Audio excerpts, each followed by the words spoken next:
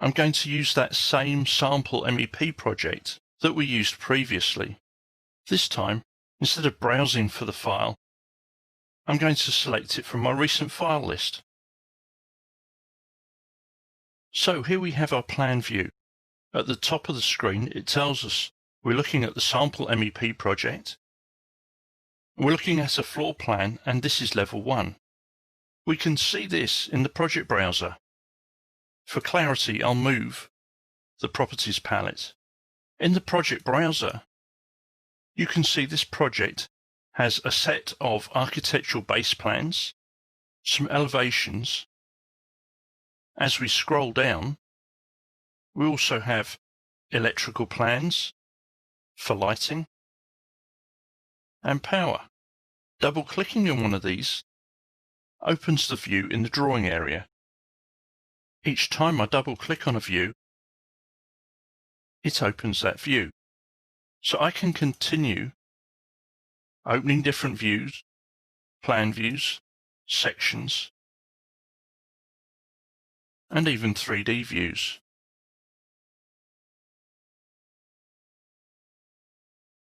Let's go back to a plan view. To navigate around this view, I've got several tools. I can use the wheel on my mouse to scroll in and scroll out. I can press and hold the wheel and use it to pan. And I have the tools on the navigation bar to allow me to zoom or rewind through the views that I've already looked at. To close this, simply click on the cross. Additionally, I can zoom in a region or zoom to fit. These 2D plans and the elevations and sections have depth to them, and we will be looking at these in a lot more detail later on. As I've been opening these views, the views that were already there have not disappeared or been closed. How can I see those other views? I can do that by tiling the views in the drawing area. To do that, click on View and click on Tile Windows, or use the shortcut WT. This does show me that I've got several views open. While this may be a general practice in other CAD programs like AutoCAD, it's a good idea or best practice to keep the number of open views to a minimum.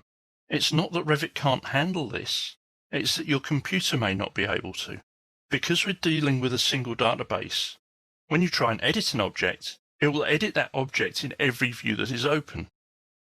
Here I can select the linked file, and you can see that that linked file is now selected in every single view. So any changes I make are made in every single view. I could go around here and start closing these windows individually. Alternatively, I can maximize the windows, go back to the View tab, and click on Close Hidden. You'll also notice that the Close Hidden tool is by default on the Quick Access toolbar. Once I click on it, you can see that that tool is now grayed out because there are now no hidden windows. The views of the model are not confined to just 2D plans, sections, and elevations. We also have legend views and schedules. These schedules can be mechanical equipment, or they can be panel schedules. And they can also be the sheets for your project. Learning how to navigate around the model is one of the essential tools in Revit MEP. You can almost equate the project browser to Windows Explorer when you're looking for DWGs in your favorite CAD program. And the views here could almost be your folders where you store your separate drawing files. Name Sample MEP Project from the Common folder. There's yet another way to open that file. From the Application button, here I've got a list of my recent documents. And from that list, I can pin the most important ones, so I can come back and they will stay in this list. So let's open the sample MEP project. Firstly, let's take a look at the default 3D view. Although I can see the default 3D view here in the project browser, I can in fact access it from the Quick Access toolbar without needing to find it in the project browser. Click on the default 3D view and it opens it. You can see that once it's opened, the view is actually highlighted in the project browser. I can use the same zoom tools to navigate around this model by using my wheel. Use the navigation wheel for zoom, pan, and orbit. I can also use the view cube. The view cube, if I click and drag, I can still orbit the model. If I hold my shift key down and then press the middle mouse wheel, I can orbit. Or I can click on one of the faces of the view cube and it will orient the model to that direction. In this example, you can see that if I drag and orbit this model, it maybe doesn't behave in a way that I'd really want it to. So what I can do is select an object in the model and then do the orbit. The orbit now pivots around the objects that I have selected, and it makes navigation a lot easier.